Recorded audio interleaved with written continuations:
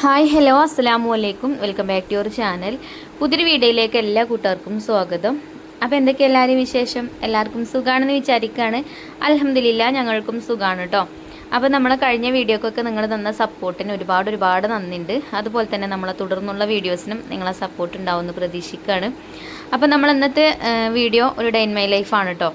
അപ്പോൾ ഇപ്പോൾ ഇടയ്ക്കിടയ്ക്ക് ഇങ്ങനെ ബിരിയാണീൻ്റെ വീഡിയോ ഇട്ടിട്ടേ ചില കൂട്ടുകാരൊക്കെ കമൻറ്റ് ബോക്സിൽ പറഞ്ഞിനി കേട്ടോ, മതി താത്ത ബിരിയാണി ഉണ്ടാക്കിയത്, ഇനി day in my life video ചെയ്യുന്നുണ്ടെന്ന് പറഞ്ഞു. അത് കാണാൻ ഇഷ്ടമുള്ള ഒരുപാട് കൂട്ടുകാരുണ്ട് കേട്ടോ. അപ്പോൾ ഇന്നത്തെ വീഡിയോ അതാക്കാമെന്ന് വിചാരിച്ചു.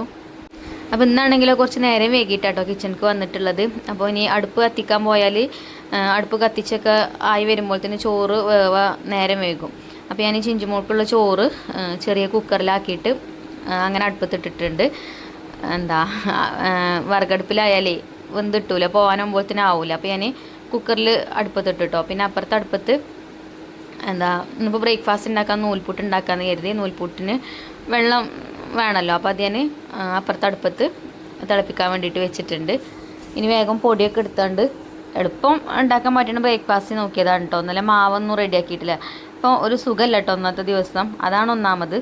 ഇപ്പോൾ കുറേ ദിവസമല്ലേ നമ്മൾ അനിയത്തി കുട്ടിയൊക്കെ ഇവിടെ വീട്ടിലുണ്ടായിന്. ഇപ്പം ഓല് പോയിട്ടുണ്ട് കേട്ടോ. 40 കഴിഞ്ഞ് ഒരു പോയിട്ടുണ്ട്. അപ്പം ഓലൊന്നും ഇല്ലായിട്ടേ ഒരു സുഖമല്ല. അപ്പോൾ അടുക്കളയ്ക്ക് വരാനൊക്കെ ഒരു മടി ഇന്ന്. അപ്പോൾ എന്തായാലും കുട്ടികൾക്ക് സ്കൂൾക്ക് കൊണ്ടേ. അപ്പോൾ ഞാൻ വേഗം വന്നുകൊണ്ട് അരിപ്പൊടി തിളച്ച വെള്ളം ഒഴിച്ചാണ്ട് മിക്സ് ചെയ്ത് നൂൽപൂട്ടിന് മാവ് റെഡിയാക്കി എടുക്കാം കേട്ടോ. അപ്പോൾ വെള്ളം ഏറിയിട്ടുണ്ട് ഇതിൽ. ഇന്നത്തെ ദിവസം അങ്ങനെ ഒരു കട്ട പോക ദിവസം തന്നെയാണ് കേട്ടോ. നേരെ മറിച്ച് ഞാൻ നൂൽപുട്ടിന് ഇങ്ങനെ മാവ് ഉണ്ടാക്കണമെന്ന് അങ്ങനെ വെള്ളം ഏറി പോകുമൊന്നും ചെയ്യലില്ല. ഇന്നിപ്പോൾ വെള്ളം കൂടിയിട്ടുണ്ട് മാവിൽ. നൂൽപുട്ടിന് വെള്ളം കൂടിപ്പോയാൽ നമ്മൾ നൂൽപുട്ട് ഇങ്ങനെ പീച്ചുമ്പം അതിങ്ങനെ മുറിഞ്ഞ് ചാടും. അങ്ങനെ ആകുമ്പം ടേസ്റ്റ് ഉണ്ടാവില്ല, നൂൽപുട്ട് ടേസ്റ്റും ഉണ്ടാവില്ല. അതേപോലെ ഒരു ബലം വെച്ച പോലെ കാരം നല്ല സോഫ്റ്റ് ആയിട്ട് കിട്ടണമെങ്കിൽ പാകത്തെ വെള്ളമാവണം. പിന്നെ ഞാനാണെങ്കിൽ മരത്തിൻ്റെ ചെറിയ അച്ചിലാണല്ലോ ഉണ്ടാക്കുക നൂൽപുട്ട് ഉണ്ടാക്കൽ. അപ്പോൾ അതിന് വേഗം ഇറ്റിപ്പോരും കേട്ടോ, ചെറിയ ഹോൾസ് ആയതുകൊണ്ടേ. അപ്പോൾ ഞാൻ എണ്ണയൊക്കെ തട്ടിലൊന്ന് തടവി കൊടുത്ത് ആദ്യം ഒന്ന് പീച്ച് നോക്കട്ടെ. എന്നിട്ട് കുഴപ്പം ഉണ്ടെന്നുണ്ടെങ്കിൽ വെള്ളം കൂടുതൽ തന്നെയാണെന്നുണ്ടെങ്കിൽ പിന്നെ ഞാൻ കുറച്ച് പൊടിയൊക്കെ ഇട്ടാണ്ട് കുഴച്ചെടുക്കാമെന്ന് വിചാരിച്ചിട്ടോ. അപ്പോൾ ആദ്യം ഒന്ന് പീച്ച് നോക്കണുണ്ട്. ഇത് കണ്ടോ, മാവ് കാണുമ്പോൾ തന്നെ നിങ്ങൾക്ക് മനസ്സിലായിട്ടുണ്ടാവും നല്ല ലൂസാട്ടോ. അപ്പോൾ ഞാൻ അച്ചക്ക് കുറച്ച് മാവൊക്കെ ഇട്ടാണ്ട് ഒന്നിങ്ങനെ പീച്ച് കൊടുക്കുന്നുണ്ട്. ഇതിൽ പീച്ചെടുക്കാനൊക്കെ നല്ല സുഖമാണ്. പക്ഷേ എപ്പോഴെപ്പോഴും ഇങ്ങനെ മാവ് നിറച്ച് കൊടുക്കണം കേട്ടോ. ചെറിയ അച്ചായതുകൊണ്ടേ ഒരു ഇങ്ങനെ ഇഡലി തട്ടിലാണെങ്കിൽ ഒരു 2-3 കുഴിയൊക്കെ ഉണ്ടാവുള്ളൂ മാവ്. അപ്പോൾ മാവ് ഇങ്ങനെ പീച്ചെടുക്കാനൊക്കെ സുഖമാണ്, ചെറിയ നൂലായതുകൊണ്ട്. പിന്നെ ഞാനേ അതിക്ക് കുറച്ച് പൊടി ഇട്ടാണ്ട്, പച്ചപ്പൊടി തന്നെ ഇട്ട് കൊടുത്തത്, പൊടി ഇട്ടാണ്ട് ഒന്നും കൂടെ കൈ കൊണ്ട് നല്ലോണം കുഴച്ചെടുത്ത്. അപ്പോൾ റെഡിയായി കിട്ടിട്ടോ, വെള്ളമൊക്കെ പാകമായിട്ട് കിട്ടി. ഇങ്ങനെയാണ് വരേണ്ടത്. അതേപോലെ അങ്ങനെ എല്ലാ ഹോൾസിൽ കൂടെയും വരേണ്ടത്. ചില ഹോൾസിൽ കൂടെ വരും, ചില ഹോൾസിൽ കൂടെ വരില്ല. അങ്ങനെ പറ്റ ലൂസായി കഴിഞ്ഞാൽ കേട്ടോ. അപ്പം നൂൽപുട്ടൊക്കെ പീച്ചെടുക്കേണ്ടത് ഏതായാലും റെഡിയായി കിട്ടി. പിന്നെ ഇഡലി ചെമ്പിൽ വെള്ളം വെച്ചിട്ടുണ്ട്. അതിന് വെള്ളം വെച്ചിട്ടാണ് നൂൽപുട്ട് പീച്ചെടുക്കാൻ വേണ്ടിയിട്ട് നിന്നത്. അതുകൊണ്ട് പീച്ചൊക്കെ വന്നപ്പോഴത്തേന് വെള്ളം തിളച്ചിട്ടുണ്ട്. അപ്പോൾ വേഗം അതിൽ ഇറക്കി വെച്ച് കൊടുത്തിട്ടുണ്ട്. ഇനിയിപ്പോൾ ഇതിലേക്കൊരു കറി ഉണ്ടാക്കണം. അപ്പം ഇന്ന് മുട്ടക്കറി ഉണ്ടാക്കാമെന്ന് വിചാരിച്ചു. എളുപ്പം ഉണ്ടാക്കാൻ പറ്റുന്ന ഒരു മുട്ടക്കറിയാണ് കേട്ടോ. ഇതിൻ്റെ അമ്മയൊക്കെ ചെറുപ്പത്തിൽ അധികം ഞങ്ങൾക്ക് അപ്പമൊക്കെ ഉണ്ടാക്കുമ്പോൾ അധികം ഈ കറിയായിട്ട് ഉണ്ടാക്കി തരില്ല. അപ്പം ഉമ്മാൻ്റെ മുട്ടക്കറിയാണ് ഞാൻ ഉണ്ടാക്കുന്നത്. നമുക്കും കാണിച്ചു തരാം കേട്ടോ. ചട്ടി അടുപ്പത്ത് വെച്ച് അതിക്ക് വെളിച്ചെണ്ണ ഒഴിച്ചു കൊടുത്തു. ഇനി കുറച്ച് കടുക് ഇട്ടിട്ടൊന്ന് പൊട്ടിച്ചെടുക്കാം. ചിലവരൊക്കെ ഉണ്ടാക്കലുണ്ടാവും, അറിയില്ല കേട്ടോ. ഏതായാലും നിങ്ങൾ ഉണ്ടാക്കലുണ്ടെങ്കിൽ കമൻറ്റ് ചെയ്യുന്നുണ്ട്. അങ്ങനെ ഞാനേക്ക് കടുകൊക്കെ ഇട്ട് പൊട്ടിച്ചെടുത്തു. പിന്നെ ഒരു സവാളയും ഒരു തക്കാളിയും ഒരു പച്ചമുളകും കട്ട് ചെയ്ത് അത് ഇട്ട് കൊടുത്തു കേട്ടോ. പിന്നെ ഉപ്പ് ഇട്ട് കൊടുത്തു. ഇനി ഒന്നിങ്ങോട്ട് വഴറ്റി കൊടുത്തിട്ട് നമുക്ക് അടച്ചു വെക്കാം. അടച്ചു വെച്ചിട്ട് നല്ലോണം വഴറ്റിയെടുക്കുക, ചെറിയ തീയിലിട്ടിട്ട് വെക്കുക. അപ്പോൾ അത് വഴന്ന് വരുമ്പോഴത്തേന് പിന്നെ കുറച്ച് തേങ്ങ വേണം കേട്ടോ. അപ്പോൾ ഞാൻ തേങ്ങ ചിരവിയിട്ട് അരച്ചെടുക്കാമെന്ന് വിചാരിച്ചു. ഇതിക്ക് കറിവേപ്പിൻ്റെ ഇല ഇട്ടുകൊണ്ട് അതേപോലെ ഒന്ന് വഴറ്റി കൊടുത്തിട്ട് ചെറിയ തീയിലിട്ടിട്ട് അവിടെ അടച്ചു വെച്ചിട്ടുണ്ട്. അപ്പോൾ അവിടെ കടന്നിട്ട് അങ്ങനെ ആവട്ടെ. അപ്പോൾ ആ സമയം കൊണ്ട് തേങ്ങയൊക്കെ ചിരവി ഒക്കെ അരച്ചൊക്കെ കൊണ്ടുവന്നിട്ടുണ്ട് കേട്ടോ. അപ്പോൾ പിന്നെ ഒന്ന് തുറന്ന് നോക്കി. അപ്പോൾ തക്കാളിയൊക്കെ വഴന്നിക്കണ്, അതേപോലെ സവാളയും ഒക്കെ വഴന്നിട്ടുണ്ട്. അപ്പം കയ്യിലോണ്ടൊന്നിങ്ങനെ ഉടച്ചു കൊടുത്തതിന് ശേഷം അതിലേക്കുള്ള മസാലപ്പൊടികൾ ചേർത്ത് കൊടുത്തു. മുളക് പൊടിയും മഞ്ഞൾപ്പൊടിയും, എരിവുള്ള മുളക് പൊടിയും ചേർത്തിട്ടുണ്ട്, കുറച്ച് കാശ്മീരി മുളക് പൊടിയും ചേർത്തിട്ടുണ്ട്, പിന്നെ മഞ്ഞൾപ്പൊടി, പിന്നെ നമ്മൾ ഹോം ഷോപ്പിലുള്ളൊരു പ്രൊഡക്റ്റാണ് കേട്ടോ എഗ്ഗ് മസാല. ഞാൻ ഇടയ്ക്ക് വീഡിയോയിൽ കാണിക്കലുണ്ട്. കുറച്ച് എഗ്ഗ് മസാലയും ചേർത്തിട്ടുണ്ട്. എഗ്ഗ് മസാല ഇല്ലെങ്കിൽ കുറച്ച് ചിക്കൻ മസാല ചേർത്താലും മതി. അപ്പോൾ മസാലപ്പൊടികൾ ചേർത്തുകൊണ്ട് വേഗം ഒന്ന് വഴറ്റി കൊടുത്തു. പൊടികളൊക്കെ പച്ചമണം മാറുന്നവരെ വഴറ്റി കൊടുത്തതിന് ശേഷം ആ തേങ്ങ ഞാൻ പറഞ്ഞല്ലോ പച്ച തേങ്ങ അരച്ച് വെച്ചിരുന്നു, ആ തേങ്ങൻ്റെ അരപ്പും ചേർത്ത് കൊടുത്തിട്ടോ. പിന്നെ കുറച്ച് വെള്ളം ഒഴിച്ച് കൊടുത്തിട്ടുണ്ട്. ഇനിയാണ് ഇതിലേക്ക് മുട്ട ചേർത്ത് കൊടുക്കുന്നത്. അപ്പോൾ ഇതാ ഒന്ന് ഞാൻ നോക്കിയിട്ടോ, രുചിയൊക്കെ ഒന്ന് നോക്കി. എരിവും പുളിയില്ല സോറി എരിവുണ്ടോ ഉപ്പുണ്ടോ നോക്കാം. അപ്പോൾ ഉപ്പ് കുറവുണ്ടെങ്കിൽ അപ്പോൾ കുറച്ച് ഉപ്പൊക്കെ ഇട്ട് കൊടുത്തു. പിന്നെ ഇതാ 2 കോഴിമുട്ട അതേപോലെ പൊട്ടിച്ചൊഴിച്ച് കൊടുക്കുന്നുണ്ട്. രണ്ടെണ്ണം മതിട്ടോ, എന്നാൽ തന്നെ നല്ല തിക്കായിട്ട് വരും ഈ കറി. കുറച്ച് കറി മതി എന്നുണ്ടെങ്കിൽ ഒരു മുട്ട പൊട്ടിച്ചൊഴിച്ച് കൊടുത്താലും മതി. ഞാൻ അതിലേക്ക് 2 മുട്ട പൊട്ടിച്ചൊഴിച്ച് കൊടുത്തിട്ടുണ്ട്. എന്നിട്ട് ഇതാ ഒന്നും ഇങ്ങനെ മിക്സ് ചെയ്തെടുക്കുക. അപ്പോൾ ഇതിങ്ങനെ തിളച്ച് വരുമ്പം ആ മുട്ട വേവും. അപ്പോൾ ഇങ്ങനെ എല്ലായിടത്തും മുട്ട ചെറിയ ചെറിയ പീസായിട്ട് ഉണ്ടാവും കറിയിൽ. അപ്പം നല്ല ടേസ്റ്റുള്ളൊരു മുട്ടക്കറിയാണ് കേട്ടോ അത്. ഞാൻ പറഞ്ഞല്ലോ ഉമ്മ അധികവും ഇതേപോലത്തെ മുട്ടക്കറിയാണ് ഞങ്ങൾക്ക് അപ്പൊക്കെ ചുടുമ്പോൾ ഉണ്ടാക്കി തന്നീനെ കേട്ടോ. അപ്പോൾ അതേപോലെ നമ്മളെ മക്കൾക്ക് ഉണ്ടാക്കി കൊടുക്കല്ലേ. എപ്പോഴേലൊക്കെ എപ്പോഴും ഒരേ രുചി തന്നെ ആകുമ്പം ഒരു രസമല്ലല്ലോ. അപ്പം ഇടയ്ക്കൊക്കെ അതേപോലെ മാറ്റി പിടിച്ച് കൊടുക്കുക. അപ്പോൾ അത് തിളക്കണം കേട്ടോ, എന്നാലുള്ള മുട്ട വേവുക. അപ്പോൾ ഇത് തിളച്ചിട്ടുണ്ട്. ഇപ്പോൾ കണ്ടോ കറി ഇങ്ങനെ കുറുകി വരുന്നുണ്ട് കേട്ടോ. അപ്പോൾ ഇത്രേ ഉള്ളൂ. ഇനി നമുക്ക് ഫ്ലെയിം ഓഫാക്കി കൊടുക്കാം. അങ്ങനെ നൂൽപുട്ട് വെന്തിട്ടുണ്ടായിനി. അപ്പോൾ അത് ഞാൻ തട്ടുന്ന് മാറ്റി കൊടുക്കുന്നുണ്ട്. അപ്പോൾ ഇത് മതി കേട്ടോ, ഒരു ബാച്ച് മതി നമുക്ക്. അതിനുള്ള പൊടി തന്നെ ഞാൻ എടുത്തിട്ടുള്ളതിന്. അങ്ങനെ ഇതാ ബ്രേക്ക്ഫാസ്റ്റൊക്കെ റെഡി ആയിട്ടുണ്ട്. ഇതാ നമ്മൾ അടിപൊളി മുട്ടക്കറിയും നൂൽപുട്ടും. അപ്പോൾ ചിഞ്ചുമോള് ചായ എടുക്കാൻ വന്നിട്ടുണ്ട്. അപ്പോൾ ഓൾക്ക് ചായ എടുത്ത് കൊടുക്കാമെന്ന് വിചാരിച്ചു. പിന്നെ കുക്കറിലാണല്ലോ ഞാൻ ചോറ് അടുപ്പത്തിട്ടിനി. അപ്പോൾ ഒരു വിസിലടിച്ച് കുക്കറൊക്കെ ഓഫ് ചെയ്തിനി കേട്ടോ. പിന്നെ അതിൻ്റെ പ്രഷർ കളഞ്ഞിട്ട് കുക്കർ തുറന്നിട്ട് അത് ഞാൻ ഒന്നും കൂടെ വെള്ളം ഒഴിച്ചാണ്ട് ഊറ്റിക്കളയും. എന്നിട്ട് പിന്നെ വീണ്ടും അടുപ്പത്ത് വെച്ചിട്ട് ഒരു വിസിലും കൂടി അടുപ്പിച്ച് കൊടുക്കും. അപ്പോൾ നല്ല ചോറേക്കാരം. നല്ലോണം വെള്ളം ഒഴിച്ച് അതിൻ്റെ കൊഴുപ്പ് കളയണം. എന്നിട്ട് പിന്നെ വീണ്ടും വെള്ളം ഒഴിച്ച് ഒന്നും കൂടി അടുപ്പത്ത് വെച്ചാൽ ഒരു വിസിലും കൂടി അടുപ്പിച്ചാൽ നല്ല അടിപൊളി ചോറേക്കാരം കേട്ടോ. അപ്പോൾ ഇതാ ചിഞ്ചുമോക്ക് ബ്രേക്ക്ഫാസ്റ്റൊക്കെ എടുത്ത് കൊടുത്തു. ആദ്യം ഞാനൊന്ന് ടേസ്റ്റ് ചെയ്ത് നോക്കിയിട്ട് വന്നിട്ടാണ് കൊടുത്തത്. അങ്ങനെ ചോറും ആയിട്ടുണ്ട്. ഇനി ചോറ് ഞാൻ വേഗം ഊറ്റിയെടുത്തിട്ടുണ്ട്. പിന്നെ ഇതാ കണ്ടോ നല്ല ചോറായിട്ട് കിട്ടും കേട്ടോ. ചിലർ കുക്കറിൽ ചോറ് വെച്ചാൽ ചോറിനൊരു ഒട്ടലേക്കാരല്ലേ, അത് വെള്ളം നല്ലോണം ഒഴിച്ച് ആ കൊഴുപ്പ് കളയായിട്ടാണ് കേട്ടോ. ഇപ്പോൾ ചോറായി. അപ്പോൾ ഞാൻ വേഗം ഒരു മുട്ടയും പൊരിച്ചു. മുട്ടൊന്ന് തിരിച്ചിട്ട് കൊടുത്തപ്പോൾ പൊട്ടിപ്പോയി. ഞാൻ പറഞ്ഞല്ലോ ഇന്നത്തെ ദിവസം അങ്ങനത്തെ ഒരു ദിവസമാണ് കേട്ടോ. അപ്പോൾ മുട്ടക്കൈക്ക് വെച്ച് കൊടുത്തു. പിന്നെ നമ്മുടെ മുട്ടക്കറി ഉണ്ടല്ലോ, അതിന് കുറച്ച് മസാല എടുത്തിട്ട് അതും ആക്കി കൊടുത്തു. അപ്പോൾ ഇന്നത്തെ ചോറും കൂട്ടാനും ഇതാണ്. ചിഞ്ചുമോൾക്ക് കൊണ്ടുപോകാൻ കേട്ടോ. അങ്ങനെ ചോറൊക്കെ പാത്രത്തിലാക്കി പിന്നെ ഞാൻ ഓളെ കൊണ്ടാക്കി ബസ് സ്റ്റോപ്പിക്ക് നമ്മൾ കൊണ്ടാക്കണം. അങ്ങനെ ബസ് സ്റ്റോപ്പിക്കൊക്കെ കൊണ്ടാക്കി വന്നിട്ട് പിന്നെ ഞാൻ മുറ്റടിച്ച് വരാൻ വേണ്ടിയിട്ട് നിന്ന് മുറ്റടിച്ച് വാരിയിട്ട് അങ്ങോട്ട് കിച്ചണിക്ക് ഇറങ്ങാമെന്ന് കരുതി.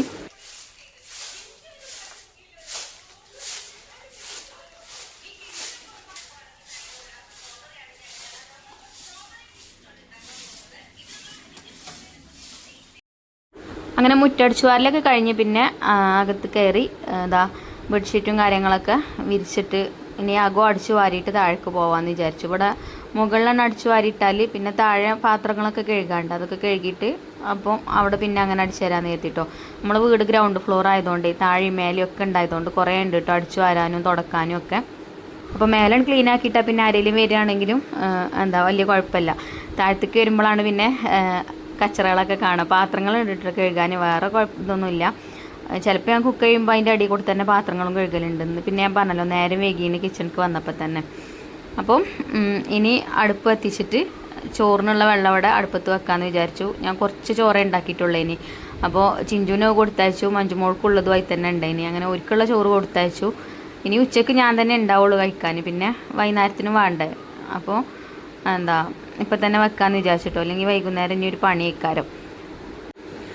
അപ്പോൾ അടുപ്പ് കത്തിച്ച് ചോറിന് വെള്ളം വെച്ചതിന് ശേഷം അലക്കാണ്ടേനി തുണികൾ അത് പുറത്ത് കൊണ്ടുവന്ന് വെച്ചിനി. അപ്പോൾ അതൊന്ന് സോപ്പും പൊടിയിൽ ഇട്ട് വെക്കുന്നുണ്ട്. എന്നാൽ പിന്നെ ഇതിൻ്റെ അടിയിൽ എപ്പോഴേലും ഗ്യാപ്പ് ഇട്ടുമ്പം അതിൻ്റെ അടിയിൽ അതാണ് അലക്കിയിടും ചെയ്യാം. കുറച്ച് കഴിയുമ്പോഴത്തേന് അലക്കണ കല്ലുമ്മക്ക് വെയിൽ വരും. അപ്പോൾ ഇപ്പം അങ്ങനെ പുഴയിലും പോവലില്ല കേട്ടോ. അതൊക്കെ കഴിഞ്ഞിട്ടാണ് പിന്നെ കിച്ചണിക്ക് വന്നത്. കിച്ചൺ കണ്ടില്ല ഞങ്ങൾ ഇപ്പോൾ റെഡിയാക്കും കേട്ടോ. ഞാൻ അതൊക്കെ പെട്ടെന്നൊക്കെ കഴുകി വൃത്തിയാക്കി എടുക്കണം.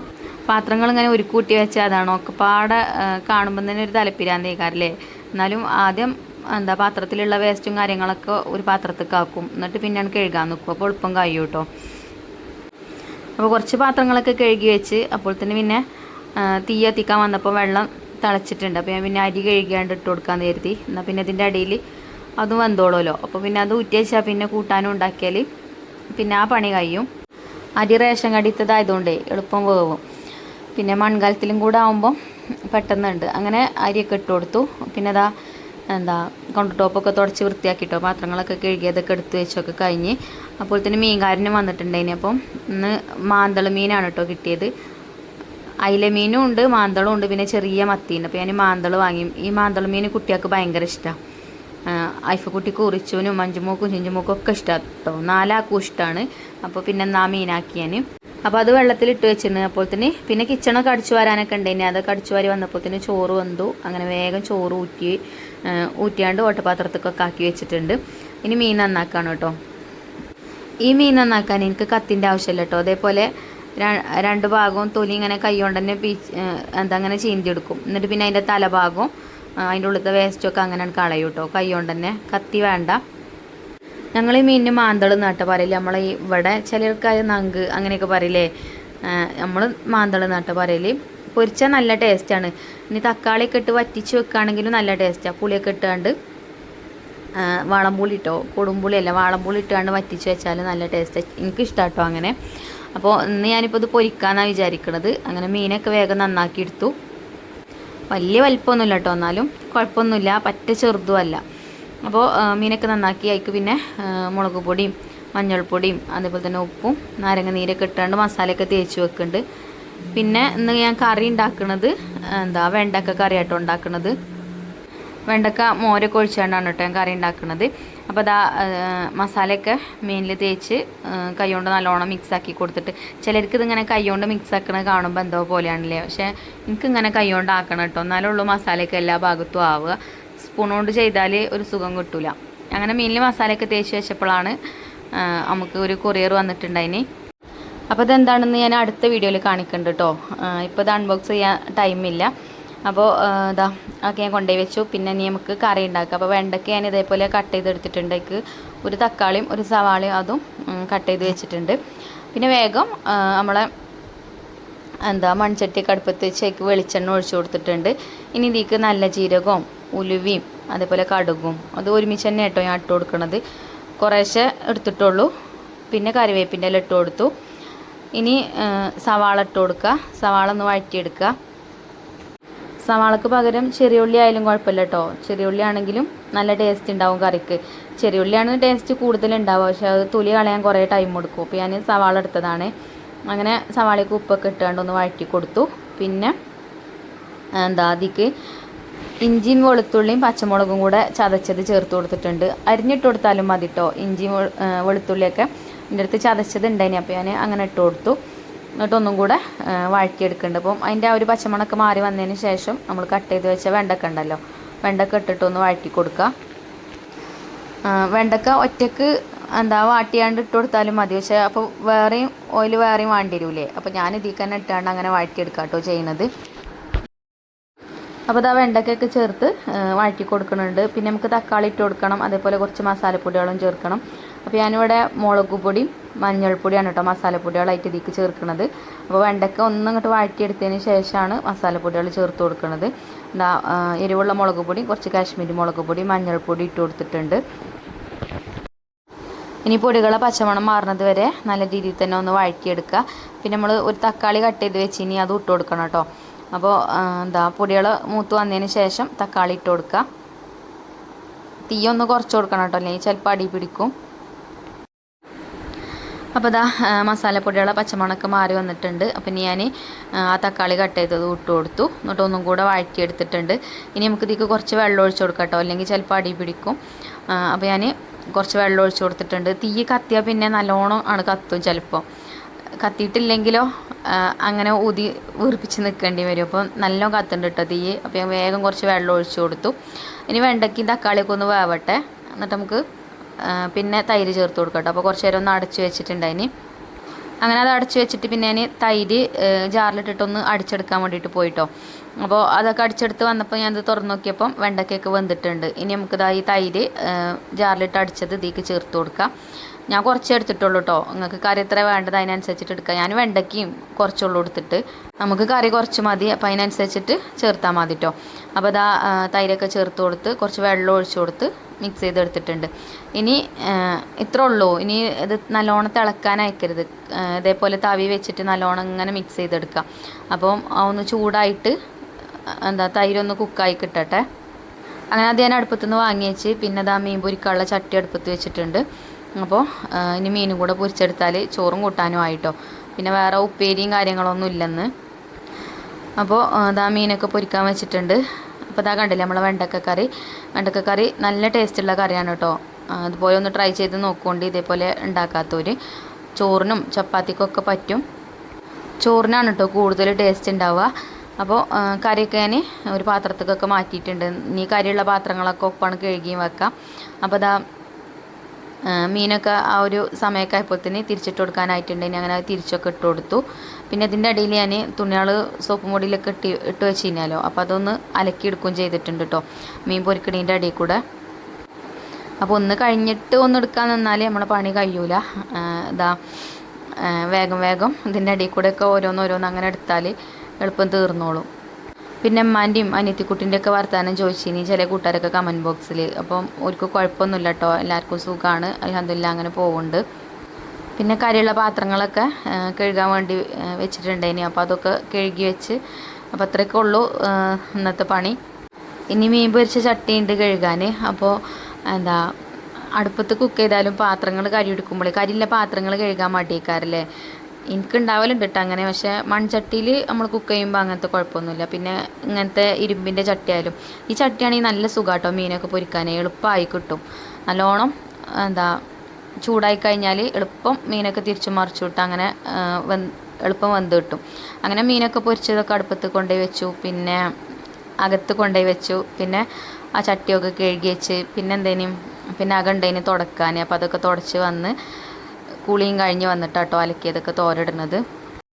ഇനി നിസ്കാരവും കാര്യമൊക്കെ കഴിഞ്ഞാൽ പിന്നെ ഫുഡും കഴിച്ചാൽ പിന്നെ അന്നിടാനുള്ള വീഡിയോ എഡിറ്റ് ചെയ്യുക, അതൊക്കെയാണ് പിന്നെയുള്ള ജോലി. അപ്പോൾ ഇന്ന് ഹോം ഷോപ്പിൻ്റെ വർക്ക് ഉച്ച കഴിഞ്ഞിട്ടാട്ടോ ഉള്ളത്.